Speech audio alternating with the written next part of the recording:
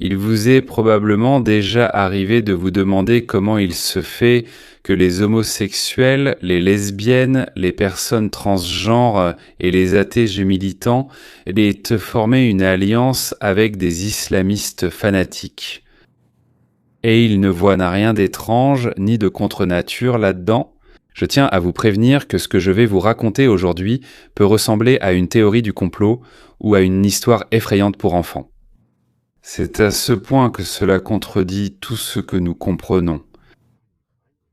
Mais lorsque vous entendrez les faits les uns après les autres, les coïncidences dans le temps, les coïncidences d'objectifs, les coïncidences de rhétorique, vous comprendrez que ce ne sont pas des coïncidences. C'est un plan pensé jusque dans les moindres détails, peut-être jusqu'à la moindre virgule. Le Parti démocrate des États-Unis d'Amérique. Le régime en Iran est, comme le dirait Karl Marx, toutes les forces de l'anticapitalisme et de l'anti-liberté se sont unies pour une sainte traque. Eh bien, ou alors, ils ont formé une alliance impie pour lutter contre ce qui est considéré comme le plus puissant, le plus, je ne sais pas, disons, le plus éclatant. La résistance la plus acharnée à la domination mondiale des élites mondialistes. Je ne sais même pas comment éviter cette rhétorique idiote marxiste. Parce qu'en ce moment, aux États-Unis, il y a la résistance la plus puissante et brutale contre ceux qui essaient de faire de nous des esclaves heureux. Ou alors nous rendre heureux par l'esclavage des dégénérés. Cette résistance est personnifiée par une seule personne, un homme, mesdames et messieurs. Et comme vous l'avez déjà deviné, cet homme s'appelle Donald J. Trump. L'union sacrée ou impie a un objectif bien précis. C'est leur tâche commune. Eh bien, pour l'instant du moins, la cote de Trump doit baisser. Comme on dit, Carthage doit être détruite. Eh bien, à n'importe quel prix, comme on dit. Et pour atteindre cet objectif, ils sont prêts à faire traîner les choses, à prolonger n'importe quelle guerre. Jeter sous les chars et les obus des dizaines de milliers de jeunes venus du monde entier, attiser la haine à l'intérieur de notre pays et partout dans le monde. Aujourd'hui, je vais vous montrer l'enchaînement. L'Iran gagne du temps, fait la guerre et négocie en même temps. Je vais vous montrer pourquoi cela profite aux démocrates. Deuxièmement, comment l'effondrement du rial est lié à cette histoire. Le rial, c'est bien sûr la monnaie iranienne, troisièmement. Comment Mamdani s'intègre-t-il dans ce scénario? Comme si c'était une autre histoire, n'est-ce pas, qui préparerait prétendument l'arrestation de Taneva lors d'une visite à New York. Et quel est le lien avec le plan du Liban pour désarmer le Hezbollah? Bien sûr, quatrième point. Que s'est-il passé cette nuit-là au bâtiment fédéral dans le Lower Manhattan? Et pourquoi ce n'est pas un cas isolé? Et puis, cinquièmement, c'est vraiment le cinquième point. Oui, une véritable scène de guerre, des soldats américains tués, une frappe sur des sites nucléaires iraniens, des discussions sur une invasion iranienne au Koweït. Et à la fin, je vous expliquerai pourquoi les progressistes en Amérique et les radicaux islamiques sont prêts à s'embrasser à pleine bouche. Et ils se soutiennent mutuellement jusqu'à ce qu'une faction, comme on dit, de compagnons de route ne prenne le dessus ou n'élimine l'autre faction. En tant que compagnons de route, tant qu'ils sont ensemble, ils sont les meilleurs amis du monde. Chacun pense surpasser l'autre. Honnêtement, je parie sur les musulmans. Voilà, ils sont mieux organisés, à mon avis. Nous avons vu comment, après, disons, la Bastille en France, ils se sont tous entretués. Ils se sont égorgés, pendus, guillotinés les uns les autres. Eh bien, ensuite, naturellement, on peut même se rappeler Saint-Pétersbourg, avec l'assaut du palais d'hiver aussi. Eh bien, après cela aussi, ils ont commencé à pendre les autres, à tuer, à torturer, à emprisonner, à empoisonner, en somme. Après avoir agi ainsi avec leurs ennemis communs. Commençons par la version que je ne peux pas confirmer par des documents. Non, je ne peux pas. Il y a aussi la logique des événements. Avec elle, on n'ira peut-être pas au tribunal, mais on peut tenter de prouver des choses logiquement. Elle pousse justement vers cette voie de réflexion, disons-le ainsi. Oui, regardez le comportement de l'Iran ces derniers mois. Faire la guerre, puis négocier, puis tuer un peu à nouveau, puis encore recommencer. Mais ne jamais franchir la limite. Ils n'ont jamais poussé la situation jusqu'au point critique. Quel est le point où Donald Trump serait obligé de prendre une décision finale? Il s'agissait de faire traîner les choses encore et encore. Pourquoi? Ma version, c'est qu'il voulait frapper le plus près possible des élections, vers octobre, quand une frappe contre l'Iran ou une escalade de la guerre nuirait au maximum à la cote des républicains, pour qu'ils aient le temps de se remettre avant novembre. Je souligne, c'est ma version, ce n'est pas un fait. Mais elle explique ce qui est difficile à expliquer autrement. Si cette version est correcte, la logique se poursuit. À qui profite-t-il que l'Iran tienne bon et surtout ne signe aucun accord? On réfléchit une fois, on réfléchit 2 fois, on réfléchit 3 fois. 9. Aux démocrates. Cela signifie donc que les démocrates n'ont pas intérêt à ce que l'Iran perde la possibilité de créer une bombe atomique, parce qu'aussitôt que cela arrive, Trump dira « Eh bien, j'ai tout fait, ce que je voulais. La bombe, la cote de popularité monte, tout va bien. » Je n'affirme pas que quelqu'un dans l'état-major du Parti démocrate signe des documents à ce sujet. En aucun cas il n'y a de documents, ils comprennent tous cela. Et cette compréhension, cette coïncidence d'intérêts fonctionne sans accord écrit. Oui, avec un sourire, un coup de fil, la transmission de certaines informations à certains endroits par des actions communes. Mais il faut bien rendre l'appareil. Les islamistes aideront les démocrates à se débarrasser de Trump, et les démocrates aideront les islamistes à créer des armes nucléaires. Eh bien, Obama avait déjà presque, pour ainsi dire, réussi à en créer, mais ça a été stoppé par hasard. Il me semble que c'est évident, et cela peut être remarqué par toute personne qui a le temps et l'envie de s'y intéresser. Le temps est aussi important. Les personnes prises par leur travail ou affaires n'ont pas le temps d'analyser, de comprendre ou de lire. C'est cela qui est intéressant. Pendant qu'à Washington on débat des sondages, en Iran même, l'économie s'effondre. Tout simplement sous nos yeux. Et ce qui se passe avec le rial en ce moment, je ne vous l'ai pas encore raconté. Regardez jusqu'à la fin, il y aura des choses qui n'ont jamais été montrées auparavant. Sur aucune chaîne russophone. Alors, le rial. Sur fond de frappe américaine, de blocus des ports et de reprise de la pression des sanctions, la monnaie iranienne s'est effondrée. Eh bien, je vous en parle à travers les principaux médias, y compris ceux en langue russe. Elle s'est effondrée jusqu'où? Jusqu'à 1 990 000 rials pour $1. Pas 1,95 rials, 1,95 million. 1,95 million de rials pour $1. L'inflation approche les 90%, c'est-à-dire, vous imaginez ce que c'est? Vous imaginez? J'ai vécu en Israël pendant l'inflation. Mesdames et messieurs, ce n'était même pas proche de 90. Mais c'était absolument terrible. Ce n'est pas un chiffre abstrait. Cela signifie qu'un Iranien ordinaire perd sous ses yeux la capacité d'acheter du pain. Et c'est précisément à ce moment-là, lorsque le régime iranien est à un pas. Du crash économique total, les démocrates américains, au lieu de se réjouir de l'affaiblissement de l'ennemi de la liberté, font tout leur possible pour le sauver. Comment?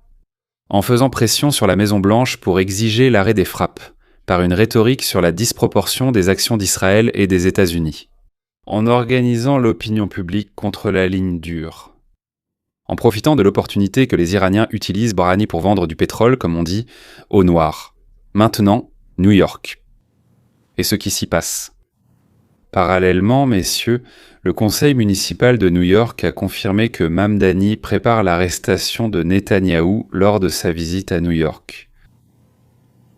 Je tiens à préciser que cette version a été annoncée par les gens de Mamdani. Donc ce n'est pas quelque chose que quelqu'un a inventé ou imaginé, ce n'est pas une rumeur. D'accord? C'est ce qu'on nous rapporte, pour que nous sachions, pour que le monde sache. Ils comprennent parfaitement que, juridiquement, ils ne peuvent en aucun cas arrêter le Premier ministre d'Israël sur le territoire des États-Unis. Mais ils n'ont pas besoin d'une arrestation réelle, ils veulent créer un climat. Tout ce qu'ils veulent, c'est faire ressentir que Israël commet constamment des crimes et qu'il existe même déjà une sorte de tribunal. Qui a déjà rendu son verdict, c'est-à-dire qui a soi-disant tenu une audience déjà examinée et prouvé que le Premier ministre d'Israël est un criminel. Et Trump le couvre et ne le laisse pas être arrêté. Peut-être qu'ils vont même l'emmener à la police pour l'arrêter, et là les fédéraux vont apparaître pour le défendre, et alors le monde entier le saura. Mais c'est un criminel. Israël est un criminel. Le fait que des juifs soient tués, ça n'a aucune importance. Les juifs y sont déjà habitués. C'est vrai, non? Et alors? Pour eux, ce n'est pas nouveau. On les tue tout le temps. Pourquoi faut-il faire tout ce tapage autour d'Israël en ce moment? En fait, l'Iran, ayant créé une armée sur le territoire du Liban, a maintenant très peur que l'Amérique, avec Israël et les dirigeants libanais, détruisent cette armée, celle qu'on appelle le Hezbollah. Cela se passe au moment où le président du Liban, Joseph Aoun, se prépare à la première rencontre à la Maison-Blanche depuis près de 20 ans. Il prévoit de soumettre à Trump un plan pour désarmer le Hezbollah et obtenir le retrait des troupes israéliennes. Je pense qu'il cherchera à obtenir le retrait des troupes israéliennes avec un peu moins de ferveur. Disons-le ainsi, d'accord? C'est une vraie opportunité pour l'un des principaux proxys de l'Iran, le Hezbollah, oui. Soit désarmé par la voie diplomatique, sans nouvelle guerre. J'ai du mal à y croire, je n'ai pas entendu son plan. Dieu seul sait, peut-être que ça marchera. Les démocrates américains ne peuvent pas permettre cela. Ils ont besoin d'un Iran fort. La destruction du Hezbollah, surtout si elle est réalisée par l'allié de Trump, Israël, serait un énorme désavantage pour les démocrates. Pour les démocrates, Israël ne devrait rien gagner, qu'ils bâtissent des colonies ou tirent en l'air, mais qu'ils se taisent. Et plus ce moment approche, plus le bruit autour de l'arrestation de Netanyahou s'intensifie. Un bruit qui détourne l'attention et crée un contexte médiatique, comme si le problème n'était pas l'Iran et ses proxys, mais Israël.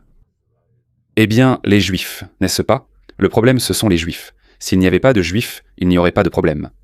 Nous avons déjà entendu cela plusieurs fois au cours de notre histoire bimillénaire. Et maintenant, ce qui s'est passé littéralement ce matin à New York.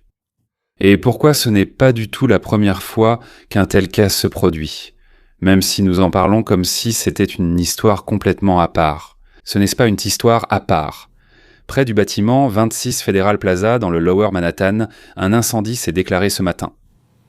Ensuite, une explosion a eu lieu.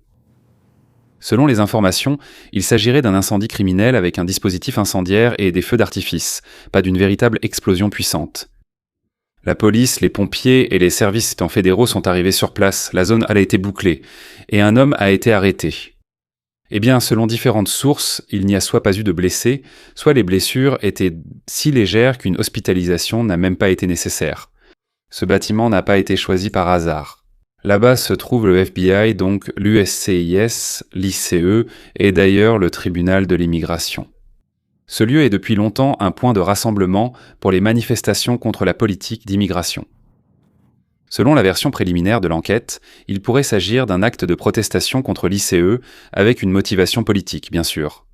Selon certaines informations, encore une fois, on n'avait pas encore d'informations précises sur le suspect. Il y avait une pancarte exigeant donc de retirer l'ICE des rues, ainsi que des objets indiquant des intentions pas très bienveillantes. Dans certaines publications, il est appelé un vétéran âgé de 43 ans.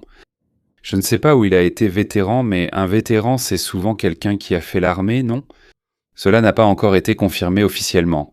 Peut-être que ce le sera à la sortie de la vidéo, mais pour l'instant ce n'est pas le cas. L'affaire a été immédiatement transmise au groupe antiterroriste du FBI. Eh bien, l'emplacement ici est plus sensible que tout le reste.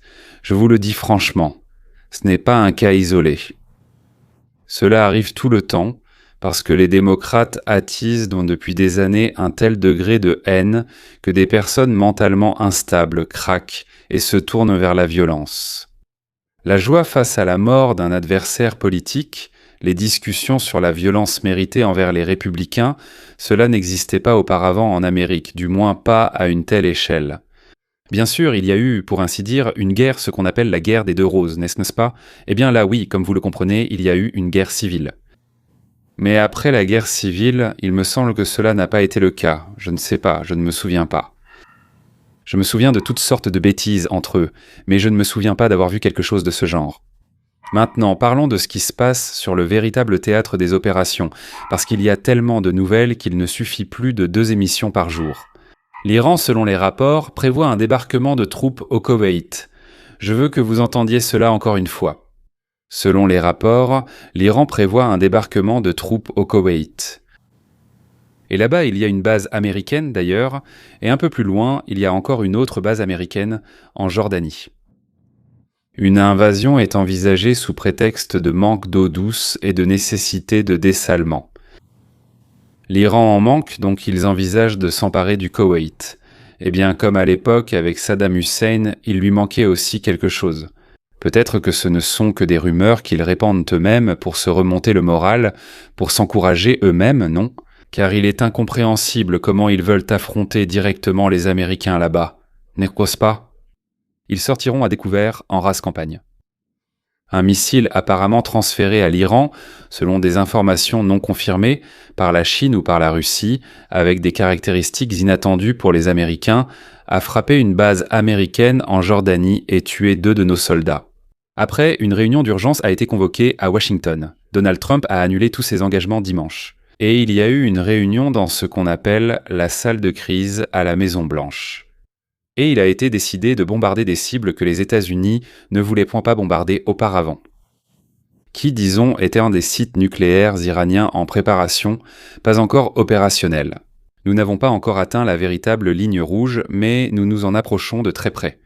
Messieurs, nous y sommes ça en presque. Merci, tout près. Le nombre total d'Américains tués en 150 jours de campagne est de 13 personnes.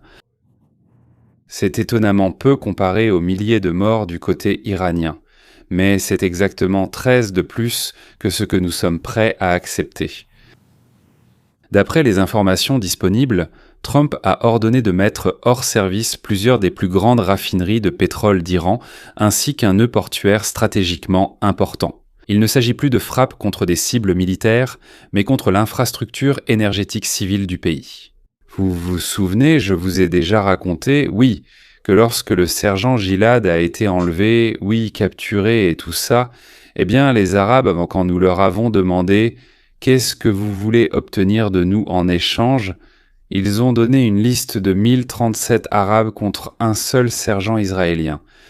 Et de cette façon, ils ont fixé à jamais le prix pour un seul juif. C'est-à-dire que si eux, disons, tuent un juif, alors si c'est œil pour œil, il faudrait tuer 1037 Arabes. J'ai déjà dit que je ne sais pas combien c'est avec les Américains, mais je veux dire, pour un Américain, combien d'Arabes faut-il tuer ? Ils ont tué 2 Américains. C'est-à-dire, je ne sais pas, mais je soupçonne que Trump pense que les Américains sont aussi assez précieux, donc ce n'est pas 2 pour 2. C'est sûr. Ce n'est pas 4 pour 2, ni 6 pour 2. Il a d'autres chiffres en tête. Donc vous voyez toute cette discussion sur, disons, le pétrole, les raffineries, les ports et tout ça, ça s'inscrit dans ce tableau. Donc pour 2 Américains, je pense qu'il y aura beaucoup de choses détruites en Iran. La IEA déclare qu'il étudie les données concernant l'un des sites. Ils ont bombardé un chantier inachevé, cette centrale nucléaire en construction comme ils disent. Oui, elle était à un stade précoce, sans matériaux nucléaires présents. Elle est actuellement en feu. Le monde appelle à la retenue. Oui, mais de quelle retenue peut-on parler quand nos soldats meurent ? Le ministre des Affaires étrangères de l'Iran continue de dire que les négociations doivent se poursuivre, même si les chances de succès sont minces. Parce que, selon ses mots, il est obligé d'essayer de le faire dans l'intérêt du pays. Pour beaucoup dans le monde, la désescalade a sans doute paru la meilleure option.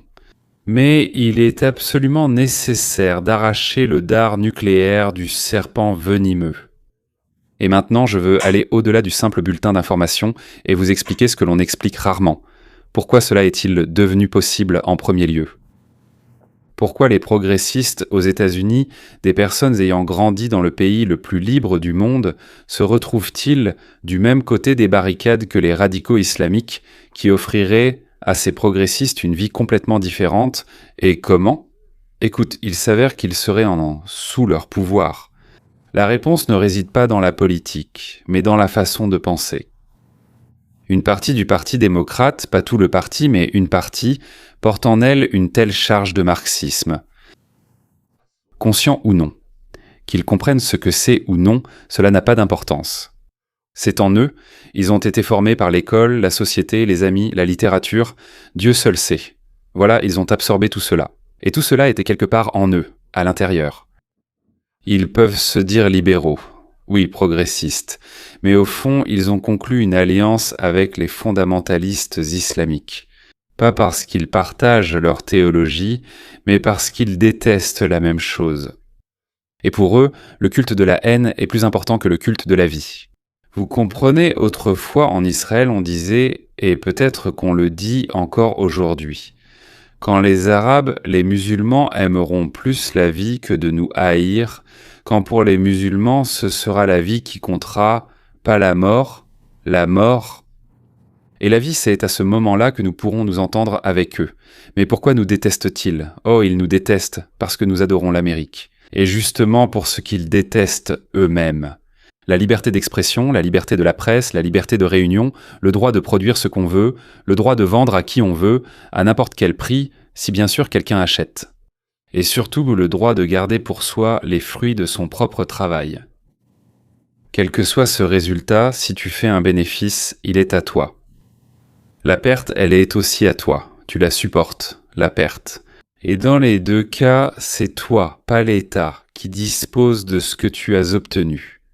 C'est précisément ce système qui a conduit au développement incroyable d'un pays où, au départ, il n'y avait pratiquement rien. Et aujourd'hui, dans ce pays, la richesse est plus grande qu'elle ne l'a jamais été dans l'histoire de l'humanité, dans n'importe quel pays, sur n'importe quel hémisphère, où que ce soit. En termes de territoire, Gengis Khan, son empire était plus vaste que tous les empires jamais créés sur la planète. Y avait-il là-bas une création de richesse? Rien de tel. Là-bas où il y avait du pillage. Y a-t-il eu un autre empire qui a créé quelque chose?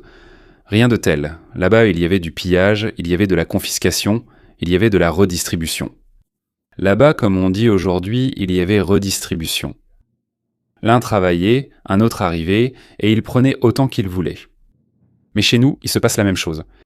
Seulement, visuellement, cela se passe différemment. Et c'est là que la haine naît des deux côtés, pour deux raisons différentes. Certains détestent l'Amérique parce qu'ils ne peuvent pas obtenir la même chose dans des conditions de concurrence libre que ceux qui y parviennent. Eh bien, c'est mon point de vue personnel, pas celui de la société. Disons que certains philosophes en parlent, mais il n'y a rien de vraiment prouvé là-dedans. D'autres envient parce qu'ils ne sont pas capables d'atteindre quoi que ce soit de semblable à cause de leur façon de penser. Et cette pensée a été formée dans des conditions où c'est l'État et non l'individu qui décide qui mérite quoi. Le marxisme et le radicalisme islamique, ils semblent être des opposés idéologiques. L'un défend l'athéisme et la lutte des classes, l'autre le dogme religieux et la soumission totale à Dieu. Mais ils ont un ennemi commun. L'idée que chaque individu a le droit inaliénable de disposer de lui-même, de son travail, de sa propriété, sans demander la permission. Eh bien, du collectif, du parti, du clergé, je ne sais pas, appelez ça comme vous voulez. Et quand l'ennemi commun est aussi fort et prospère que l'Amérique, alors il est Stéli coupable. Une alliance tactique entre des camps apparemment irréconciliables devient non seulement possible, mais presque inévitable. Combien d'entre nous s'unissent, combien de personnes s'unissent sur la base d'une haine commune? C'est une sorte de matière qui lie les gens entre eux. C'est pourquoi la coordination, même sans aucun document signé, entre ceux qui déstabilisent l'Amérique de l'intérieur et ceux qui attaquent ses alliés et nous de l'extérieur, ne devrait pas vous surprendre. Ce n'est pas un complot au sens de salle secrète, avec une carte sur le mur. Non, c'est beaucoup plus simple. C'est beaucoup plus simple et beaucoup plus effrayant. C'est une coïncidence d'intérêts entre des personnes qui, pour différentes raisons, détestent la même chose. C'est l'homme libre qui est lui-même responsable de sa propre vie. Sur ma chaîne Telegram, c'est Léon Weinstein, Ball Léon Weinstein US. J'ai aussi réagi brièvement aujourd'hui aux images de l'incendie au 26 Federal Plaza dès qu'elles sont apparues. Venez, vous y trouverez mes premières impressions à chaud. Les amis, malgré toute l'inquiétude que suscitent toutes ces nouvelles, et il faut l'admettre, pas mal d'inquiétude, n'est-ce pas? Je veux conclure sur ce qui reste pour moi une source d'optimisme. Le système fondé sur la liberté a déjà prouvé sa force face à des ennemis bien plus sérieux que ceux d'aujourd'hui. Je vais utiliser ce mot, même s'il me fait frissonner. Oui. Elle l'a prouvé face au nazisme,